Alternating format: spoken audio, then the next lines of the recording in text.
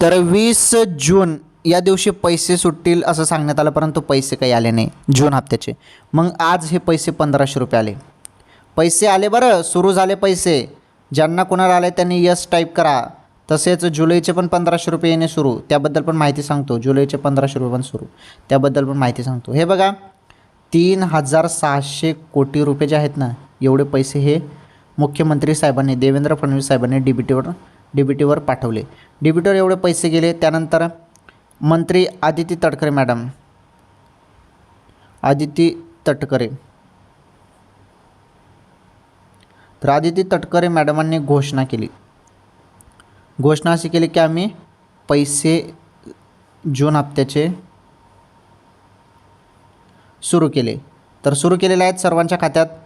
जून हप्त्याचे 1500 रुपये आलेले आहेत. मग जुलैचे पैसे कधी येतील? मग जुलैचे पैसेसाठी टाईम लागेल. लगेच काही जुलैचे पैसे येणार नाहीत. आता सध्या तुम्हाला जूनचे पैसे आलेले आहेत.